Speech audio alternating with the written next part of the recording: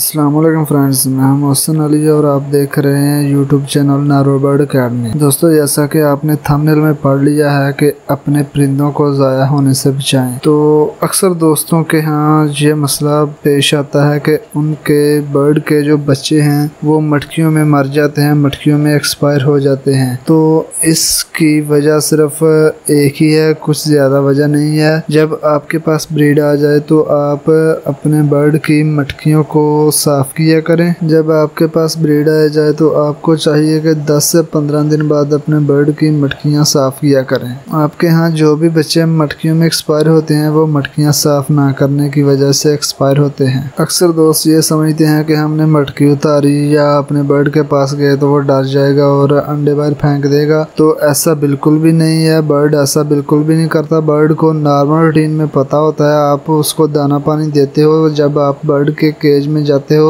तो बर्ड आपसे डिस्टर्ब बिल्कुल भी नहीं होता। अक्सर औक़ात ऐसा होता है कि जब आपके मटकी में 4 या 5 बच्चे होते हैं तो उन 4 या 5 बच्चों की बीठें भी आपकी मटकी में होती हैं और उनमें जो सबसे छोटा बच्चा है वो उन्हीं बीठों के नीचे दबकर मर जाता है। जब 4-5 बच्चे होंगे तो उनकी बहुत सारी बीठें मटकियों में होती हैं। इस वजह से जो सबसे आखिर में बच्चा निकलता है वो सबसे छोटा होता है और वो नीचे दंसता चला जाता है, जिसकी वजह से वो ऊपर नहीं आ सकता और इस वजह से वो एक्सपायर हो जाता है। दोस्तों, ब्रीडिंग करवाना कोई बड़ी बात नहीं है। ब्रीडिंग करवाने के बाद मुकम्मल ब्रीडिंग हासिल करना सबसे बड़ी बात है। ब्रीडिंग इसको नहीं कहते कि आपके बर्ड ने 4 बच्चे निकाले तो उनमें से 2 मर गए और 2 बाहर आ गए। ब्रीडिंग इसको कहते हैं कि अगर आपके बर्ड ने 5 या 4 बच्चे निकाले हैं तो वो 5 या 4 बच्चे आपके केज में आने चाहिए, आपके पास आने चाहिए, ना कि उनमें से 2 या 3 मर जाएं, 1 या 2 आपके पास आ जाए। ये ब्रीडिंग का नाम नहीं है।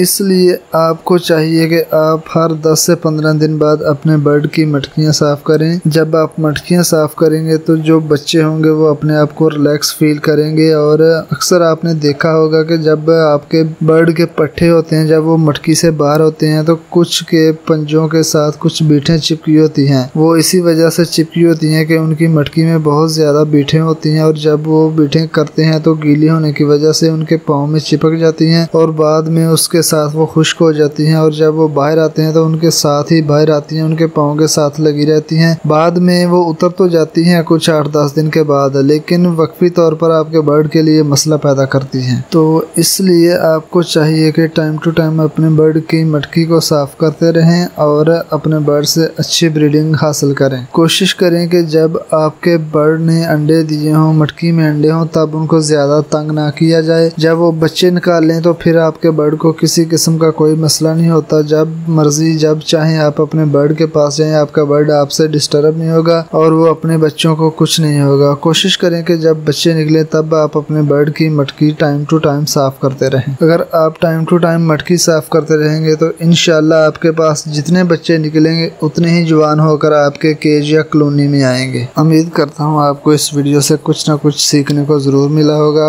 इस तरह की मज़ीद मालूमाती वीडियो देखने के लिए हमारे चैनल को सब्सक्राइब कीजिए और साथ में लगे बेल के आइकन को दबाकर ऑल नोटिफिकेशन ऑन कर लीजिए। इससे हमारी जब भी कोई नई वीडियो आएगी उसका नोटिफिकेशन आप तक सबसे पहले पहुंच सकेगा। मिलते हैं किसी नई वीडियो में, तब तक के लिए अल्लाह हाफिज़।